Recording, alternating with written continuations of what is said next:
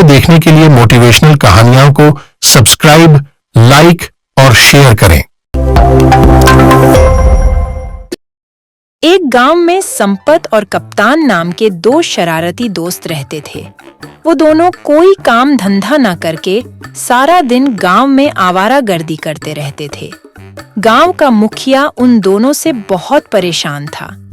एक दिन संपत और कप्तान कालिया की दुकान पर चाय पी रहे थे कि तभी कालिया उन दोनों से बोला, तुम दोनों कोई काम धंधा तो करते नहीं हो, सारा दिन बस ऐसे ही आवारागर्दी करते रहते हो। मेरी समझ में नहीं आता कि आखिर तुम दोनों का खर्चा कैसे चलता है। ये सब क्यों पूछ रहा है? हमने तो तेरी चाय भी उधार नहीं पी, रोज तेरे मुंह पे पैसे मार के जाते हैं। अरे नहीं भैया, ऐसी कोई बात नहीं। तुम दोनों तो बेवजह नाराज हो गए, मैं तो बस ऐसे ही पूछ रहा था। हमें सब पता है कि तू ये सब बातें हमसे क्यों पूछ रहा है। मैं तुझे आखिरी चेतावनी देता हूँ कालिया, अगर तूने हम दोनों से जरूरत से ज्यादा सवाल करने की कोशिश की तो किसी दिन तुझे तेरी चाय की दुकान के साथ तोड़ फोड़ कर सड़क पर फेंक देंगे। क्या कहा? दुकान तोड़कर फेंक देगा कप्तान बेटा? अभी आप ही बताओ मुखिया जी, ये हमसे पूछ रहा है कि हम दोनों कुछ काम धंधा तो करते नहीं हैं, फिर भी हमारा खर्चा कैसे चलता है। तो उसने गलत क्या पूछा है? बिल्कुल सही पूछा है। तुम दोनों दिन भर निठल्ले आवारों की तरह पूरे गांव में मटर गश्ती करते रहते हो। लड़कियां छेड़ने के अलावा तुम्हारे पास और कोई काम नहीं है, लेकिन कपड़े और जूते तुम सब ब्रांडेड पहनते हो। अरे हमारा शहर में कपट ढे का काम चलता है। कभी शहर की शक्ल भी देखी है तूने? मुझे सब पता है कि तेरा और संपत का खर्चा कैसे चलता है। बस एक बात मेरी गांठ बांध कर रख लेना, 5 दिन बाद 15 अगस्त है। मैं बस 15 अगस्त तक ही चुप बैठा हूं। उसके बाद मैं तुम दोनों की खबर लूंगा, और खासतौर से कप्तान तेरी। बोल तो ऐसे रहा है जैसे कि 15 अगस्त के दिन गांव में कोई मंत्री झंडा फहराने के लिए आ रहा है। बिल्कुल सही कह रहे हैं। और भाई, आपको पता नहीं कि शहर से एक बहुत बड़ा मंत्री 15 अगस्त वाले दिन हमारे गांव में झंडा फहराने आ रहा है। मुखिया जी ने 15 अगस्त पर सारे गांव वालों को दावत दी है। हर घर में लड्डू बांटे जाएंगे। अब ये मुखिया पागल हो गया क्या? अचानक से इसके अंदर इतनी देशभक्ति कैसे सवार हो गई? अरे कोई देशभक्ति सवार नहीं हुई मुखिया पर। जरूर इसे उस मंत्री से कुछ काम निकलवाना होगा और कुछ नहीं।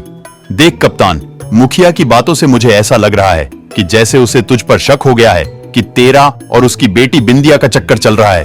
अरे बिंदिया मुझसे प्यार करती है। एक ना एक दिन तो ये बात मुखिया को पता लगनी ही थी, तो इसमें इतनी परेशानी की क्या बात है? बिंदिया तुझे रोज रोज मुखिया की तिजोरी से निकालकर पैसे जो देती है, उसके बारे में अगर कहीं मुखिया को भनक लग गई। और वो पैसा कौन सा मुखिया की मेहनत की कमाई का है? सारा का सारा पैसा जनता की लूटी हुई कमाई का ही तो है। तू घबरा मत, मैं आज ही बिंदिया से इस बारे में बात करता हूं। मैं यहाँ पर कितनी देर से तुम्हारा इंतजार कर रही हूँ, मगर तुम्हें तो कालिया की दुकान से चाय पीने से ही फुर्सत कहाँ। मुझे कुछ दिनों से ऐसा लग रहा है कि पिताजी को शक हो गया है कि उनकी तिजोरी से पैसे मैं निकल रही हूँ। लेकिन तुम तो बोल रही थी कि मुखिया जी तिजोरी में जो पैसे रखते हैं वो गिन कर नहीं रखते। अरे हो सकता है अब गिनकर रखने लगे हो और मैंने इस बात पर ध्यान न दिया हो। पिताजी ने कुछ गलत नहीं कहा तुमसे। शादी के बाद भी क्या पता तुम मुझसे ऐसे ही पैसे मांगोगे और ऐसे ही पूरे दिन गांव में आवारागर्दी करते फिरोगे। अरे नहीं बिंदिया, मुखिया जी के पास इतना काला पैसा है? खबरदार, जो मेरे पिताजी के पैसे को काला पैसा कहा। हम खानदानी अमीर हैं। हमारे दादा परदादा की पुश्तैनी हवेली ऐसे ही खाली पड़ी हुई है। तो शादी के बाद हम दोनों उसी हवेली में जाकर रहेंगे। लेकिन मुझे नहीं लगता कि मेरा विवाह तुमसे हो पाएगा। ये क्या कह रही हो तुम? 15 अगस्त के दिन कोई मंत्री झंडा फहराने के लिए हमारे गांव में आने वाला है। शायद उन्होंने तुम्हें पूरी बात नहीं बताई। मंत्री के साथ साथ उसका बेटा भी आने वाला है। पिताजी चाहते हैं कि मेरा हाथ मंत्री जी के बेटे को सौंप दिया जाए और जल्द से जल्द विवाह कर दिया जाए। मैं तुम्हें इतने पैसे दे चुकी हूँ। अगर तुम उन्हीं पैसों से कोई कारोबार कर लेते तो आज अच्छा खासा कमा रहे होते। लेकिन तुम तो बस अपने दोस्त संपत के साथ आवारागर्दी करते रहते हो। इतना बोलकर बिंदिया ने 1000 कप्तान को थमा दिए और आंखों में आंसू लिए वहां से चली गई। कप्तान तालाब के किनारे बैठ गया। तभी कप्तान के कानों में संपत की आवाज टकराई। ये गलत बात है संपत, कितनी बार कहा है कि मेरी और बिंदिया की चुपके चुपके बातें मत सुनाकर। अरे मैं तो बस ये देखने आया था कि बिंदिया ने तुझे 2000 दिए कि नहीं, लेकिन यहां आकर तो मुझे नई बातें सुनने को मिल गई। तू तो मेरा दोस्त है यार, कुछ कर। अगर बिंदिया की शादी कहीं और हो गई तो वो मेरे बिना जीवित नहीं रह पाएगी, और मैं भी। संपत, मैं वाकई बिंदिया से प्यार करता हूं यार, और तू मेरी मदद करने के बजाय मुझे ही उल्टा सीधा बोल रहा है। चिंता मत कर, मेरे पास एक उपाय है। यहां आने से पहले मैं मुखिया के घर पर नजर रखने के लिए गया था। मुखिया को अपनी पत्नी से बातचीत करते हुए सुना कि 15 अगस्त वाले दिन शहर से मंत्री अपने बेटे के साथ आने वाला है। ये तो मुझे भी पता है। नई बात है कप्तान, और वो ये कि मंत्री अपने साथ नोटों से भरा एक बैग भी लाने वाला है, जिसमें बहुत सारे पैसे हैं। पार्टी फंड का पैसा है। मुखिया जरूर पार्टी फंड के पैसे को 1 नंबर में कन्वर्ट करता होगा, लेकिन इसमें मेरा क्या फायदा है? हम दोनों का फायदा है। देख, 15 अगस्त के दिन मुखिया ने सभी गांव के लोगों को बुलाया है। वो एक मैदान में मंत्री के साथ झंडा फहराने वाला है। गांव के सभी लोग उस मैदान में मौजूद होंगे, और वो मंत्री और उसका बेटा भी। बस उसी मौके का फायदा उठाकर हम दोनों चुपके से मुखिया के घर से नोटों भरा बैग चुरा लेंगे। कुछ पैसे उसमें से मैं रख लूंगा, बाकी सारे पैसे तू रख लेना, और उसके बाद बड्डी शान से तू उसकी बेटी का हाथ मांग लेना। बात तो तेरी सही है, लेकिन अगर कहीं पकड़े गए तो? अरे पकड़ेगा कौन हमें? और वैसे भी मुझे पूरा यकीन है वो सारा पैसा ब्लैक मनी ही होगा। और बढ़िया बात तो यह है कि वो मंत्री पुलिस में इसकी रिपोर्ट तक दर्ज नहीं कराएगा।